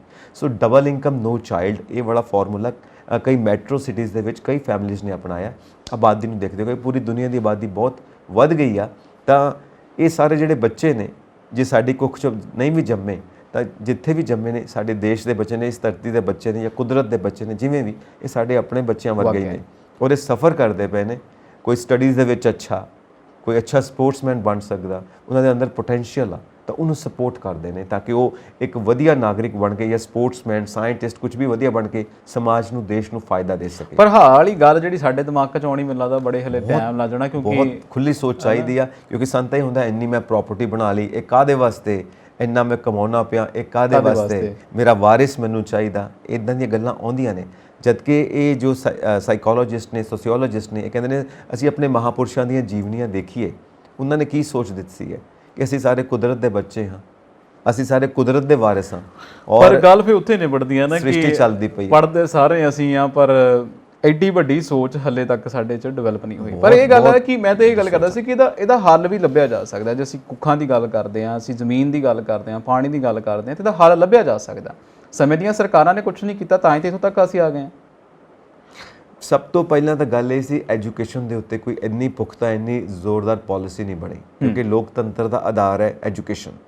ਅਸੀਂ ਅਨਐਜੂਕੇਟਿਡ ਹਾਂ, ਪੜ੍ਹੇ ਲਿਖੇ ਅਨਪੜ੍ਹ ਵੀ ਹੈਗੇ ਹਾਂ, ਸਿੱਧੀ ਸਾਦੀ ਗੱਲ ਇਹ ਹੈ। ਐਜੂਕੇਟਿਡ ਨਹੀਂ, ਅਸੀਂ ਪੜ੍ਹੇ ਲਿਖੇ ਜ਼ਰੂਰ ਹਾਂ। ਬਿਲਕੁਲ, ਅਸੀਂ ਕਿਉਂਕਿ ਐਜੂਕੇਟਿਡ ਹੋਣਾ ਮਤਲਬ ਇੱਕ ਜਾ ਕੇ ਡਿਗਰੀਆਂ ਲੈਣਾ, ਉਹ ਵੱਖਰੀ ਗੱਲ ਆ। ਸੋ ਅਸੀਂ ਡਿਗਰੀ ਜ਼ਰੂਰ ਲਿੱਤੀ ਆ, ਠੀਕ ਹੈ, ਪੜ੍ਹੇ ਲਿਖਿਆਂ ਦੀ ਸੰਖਿਆ ਜ਼ਰੂਰ ਵਧਾ ਦਿੱਤੀ ਹੈ, ਪਰ ਜਿਹੜਾ ਅਸਲ 'ਚ ਕਹਿੰਦੇ ਨੇ ਨਾ ਪੜ੍ਹਿਆ ਲਿਖਿਆ ਬੰਦਾ, ਉਹ ਨਹੀਂ ਹੈਗੇ ਅਸੀਂ। ਉਹ ਸਮਝਦਾਰੀ ਡਿਵੈਲਪ ਕਰਨ ਦੀ ਬਹੁਤ ਜ਼ਿਆਦਾ ਜ਼ਰੂਰਤ ਸੀ ਸ਼ੁਰੂ ਤੋਂ ਹੀ। ਜਦੋਂ ਦਾ ਦੇਸ਼ ਆਜ਼ਾਦ ਹੋਇਆ ਸੀ, ਜੇ ਇਸ ਲਾਈਨ ਦੇ ਉੱਤੇ ਤੁਰੇ ਹੁੰਦੇ ਤਾਂ ਬਹੁਤ ਵਧੀਆ ਰਹਿੰਦਾ, ਕਿਉਂਕਿ ਫਿਰ ਸਾਰੇ ਜਣੇ ਜਾਗਰੂਕ ਹੋ ਜਾਂਦੇ। ਅੱਜ ਅਸੀਂ 75 ਸਾਲ ਬਾਅਦ ਵੀ ਇਹ ਸਿਖਾ ਰਹੇ ਹਾਂ, खुले में शौच नहीं करना, खुले में टॉयलेट नहीं जाना, टॉयलेट के बाद हाथ कैसे धोने हैं। मतलब 75 साल की आज़ादी तो बाद असी टॉयलेट तो बाद हत्थ किवें धोने ने ये सिखा रहे हैं। वाकई तुहाडी गल और 75 साल की आज़ादी तो बाद ਅਸੀਂ ਇਹ ਸਿਖਾ ਰਹੇ ਹਾਂ ਕਿ ਸੜਕ ਕਿਵੇਂ ਪਾਰ ਕਰਨੀ ਹੈ, ਸੜਕ ਦੇ ਨਿਯਮਾਂ ਦਾ ਕਿੱਦਾਂ, ਟ੍ਰੈਫਿਕ ਰੂਲਸ ਦਾ ਕਿੱਦਾਂ ਪਾਲਣ ਕਰਨਾ। ਹੱਦ ਹੋ ਗਈ। ਔਰ ਸੰਵਿਧਾਨ ਦਾ ਪਾਲਣ ਕਦੋਂ ਕਰਨਾ ਅਸੀਂ, ਉਹ ਤਾਂ ਗੈਪ ਹੀ ਬਹੁਤ ਹੈ। ਅੱਛਾ, ਮੈਂ ਫਿਰ ਇਹ ਸੋਚਦਾ ਸੀਗਾ ਕਿ ਵਿਕਰਮ ਮਜੀਠੀਆ ਵਾਲ ਵੀ ਆ ਜਾਈਏ। ਚਲੋ ਚੱਲੀਏ। ਅੱਜ ਕੱਲ੍ਹ ਕਹਿੰਦੇ ਮੁਸ਼ਕਲਾਂ ਵੱਧਦੀਆਂ ਹੀ ਜਾਂਦੀਆਂ 24 ਫਰਵਰੀ ਤੋਂ ਬੈਠੇ ਕਹਿੰਦੇ ਜੀ ਪਟਿਆਲਾ ਜੇਲ੍ਹ ਦੇ ਵਿੱਚ ਰੋਜ਼ ਹਫ਼ਤੇ ਕੁ ਬਾਅਦ ਉਹ ਕਹਿੰਦੇ ਮੇਰੀ ਜਾਨ ਨੂੰ ਖਤਰਾ ਆ, ਪਰ ਜਿੱਦਣ ਹੀ ਉਹਨਾਂ ਦੀ ਫਿਰ ਸੁਣਾਈ ਹੁੰਦੀ ਆ ਤੇ ਫਿਰ ਵੱਧ ਜਾਂਦਾ। ਹੁਣ ਫਿਰ ਕਹਿੰਦੇ 14 ਦਿਨਾਂ ਦਾ ਰਿਮਾਂਡ ਵੱਧ ਗਿਆ ਉਹਨਾਂ ਦਾ। ਬਿਲਕੁਲ ਜੁਡੀਸ਼ੀਅਲ ਕਸਟਡੀ 'ਚ ਨੇ। ਐਕਚੁਅਲੀ ਕੀ ਹੈ ਦੇਖੋ, ਹੁਣ ਤਗੜੇ ਪਰਿਵਾਰਾਂ ਤੋਂ ਨੇ, ਪੈਸੇ ਵਾਲੇ ਲੋਕ ਨੇ, ਹੁਣ ਉਹ ਸਹੂਲਤਾਂ ਦੀ ਆਦਤਾਂ ਪਈਆਂ ਹੋਈਆਂ ਨੇ। ਜੇਲ੍ਹ ਦੇ ਵਿੱਚ ਤੇ ਉਹ ਸਭ ਮਿਲਣਾ ਨਹੀਂ ਜੀ। ਉਹ ਸਹੂਲਤਾਂ ਅੱਛਾ, ਕਹਿੰਦੇ ਜੇਲ੍ਹ 'ਚ ਵੀ ਇਹਨਾਂ ਨੂੰ ਮਿਲ ਜਾਂਦਾ, ਇਹ ਕਿੱਥੇ ਕਿ ਸਹੀ ਹੈ ਗੱਲ? ਦੇਖੋ ਗੱਲ ਇਹ ਆ ਕਿ ਹੁਣ ਜਿਹੜਾ ਘਰ ਵਾਲਾ ਆਰਾਮ ਹੈ ਉਹ ਤਾਂ ਨਹੀਂ ਨਾ ਮਿਲੂਗਾ। ਇਹ ਤਾਂ ਹੈ ਨਹੀਂ ਕਿ ਜੇਲ੍ਹ ਚੋਂ ਕੱਢ ਕੇ ਉਹਨਾਂ ਨੂੰ ਉਹਨਾਂ ਦੇ ਘਰ ਲੈ ਜਾਣਗੇ, ਇਹ ਤਾਂ ਹੋ ਨਹੀਂ ਸਕਦਾ। ਹੁਣ ਜੇਲ੍ਹ ਦਾ ਵਾਤਾਵਰਣ, ਉੱਥੋਂ ਦੇ ਨਿਯਮ ਕਾਇਦੇ ਕਾਨੂੰਨ ਪ੍ਰੋਟੋਕੋਲਸ, ਠੀਕ ਹੈ, ਉਹ ਬੁੱਕ ਦੇ ਮੁਤਾਬਿਕ ਜੋ ਰੂਲਸ ਨੇ ਉਹਦੇ ਮੁਤਾਬਿਕ ਚੱਲਣਾ ਪੈਣਾ ਜੀ। ਸੋ ਕਿੰਨੀਆਂ ਕੁ ਸਹੂਲਤਾਂ ਮਿਲ ਜਾਣਗੀਆਂ, ਠੀਕ ਹੈ ਨਾ, ਜੋ ਘਰਾਂ 'ਚ ਮਿਲਦੀਆਂ ਨੇ, ਜਿੰਨਾ ਸਹੂਲਤਾਂ ਦੀ ਉਹਨਾਂ ਨੂੰ ਆਦਤ ਹੈ ਉਹ ਤਾਂ ਨਹੀਂ ਨਾ ਮਿਲ ਸਕਦੀਆਂ ਵਾਕਿਆ ਜੇਲ੍ਹ ਦੇ ਵਿੱਚ, ਉਹ ਨਹੀਂ ਮਿਲ ਸਕਦਾ। ਸੋ ਔਰ ਦੂਸਰੀ ਗੱਲ ਇਹ ਹੈ ਕਿ ਜੋ ਸਹੂਲਤਾਂ ਦੇਣਗੇ ਅਧਿਕਾਰੀ ਵੀ, ਉਹ ਆਪਣੀ ਜੌਬ ਦੇ ਉੱਤੇ ਵੀ ਰਿਸਕ ਲੈ ਰਹੇ ਨੇ, ਕਿਉਂਕਿ ਨਵੀਂ ਉਹਨਾਂ ਦੇ ਸਰਕਾਰ ਖਿਲਾਫ ਥੋੜੀ ਵੀ ਜਿਹੀ ਸਖਤ ਹੋਈ ਹੋਈ ਹੈ, ਇਨਕੁਆਇਰੀ ਹੋ ਸਕਦੀ ਹੈ, ਕੁਝ ਵੀ ਹੋ ਸਕਦਾ ਹੈ, ਤਾਂ ਉਹ ਕਿੰਨਾ ਕੁ ਰਿਸਕ ਲੈ ਸਕਦੇ ਨੇ।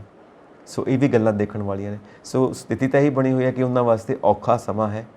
ਸੋ ਮਾਹਿਰ ਇਹ ਵੀ ਮੰਨਦੇ ਨੇ ਕਿ ਜੇ ਟਾਈਮ ਰਹਿੰਦਿਆਂ ਜਦੋਂ ਇਹ ਕੇਸ ਬਣਿਆ ਸੀ, ਜੇ ਉਦੋਂ ਹੀ ਨਜਿੱਠ ਲਿਆ ਜਾਂਦਾ ਤਾਂ ਇਹ ਜ਼ਿਆਦਾ ਵਧੀਆ ਰਹਿੰਦਾ ਕਿ ਉਦੋਂ ਹੀ ਇਹ ਸਾਰਾ ਉਦੋਂ ਨਾਲੇ ਉਹਨਾਂ ਦੀ ਆਪਣੀ ਸਰਕਾਰ ਸੀਗੀ, ਬਿਲਕੁਲ ਨਿੱਠਿਆ ਜਾ ਸਕਦਾ ਸੀਗਾ। ਅੱਛਾ ਚਲੋ, ਅਸੀਂ ਲਗਾਤਾਰ ਖਬਰਾਂ ਦੀ ਕੋਸ਼ਿਸ਼ ਕਰਦੇ ਹੁੰਦੇ ਕਿ ਖਬਰਾਂ ਦੇ ਉੱਤੇ ਗੱਲਬਾਤ ਕੀਤੀ ਜਾਵੇ, ਪਰ ਅੱਜ ਸਾਡੇ ਪ੍ਰੋਗਰਾਮ ਦੇ ਵਿੱਚ ਵੀ ਤਜਿੰਦਰ ਬੱਗਾ ਹੋਣੀ ਸ਼ਾਇਰ ਆ, TRP ਉਹਨਾਂ ਦੀ ਰਹੀ, TRP ਉਹਨਾਂ ਦੀ ਰਹੀ ਆ। ਸੋ ਲਗਾਤਾਰ ਸਾਡੀ ਕੋਸ਼ਿਸ਼ ਹੋਏਗੀ ਕਿ ਅਸੀਂ ਤਬਸਰਾ ਕਰਦੇ ਰਹੀਏ ਖਬਰਾਂ ਦੇ ਉੱਤੇ। ਸਾਨੂੰ ਹੁਣ ਫਿਲਹਾਲ ਦਿਓ ਇਜਾਜ਼ਤ। ਦੇਖਦੇ ਰਹੋ ਪੰਜਾਬ ਮੇਰੀ USA TV। ਸਤਿ ਸ਼੍ਰੀ ਅਕਾਲ। ਸਤਿ ਸ਼੍ਰੀ ਅਕਾਲ ਜੀ।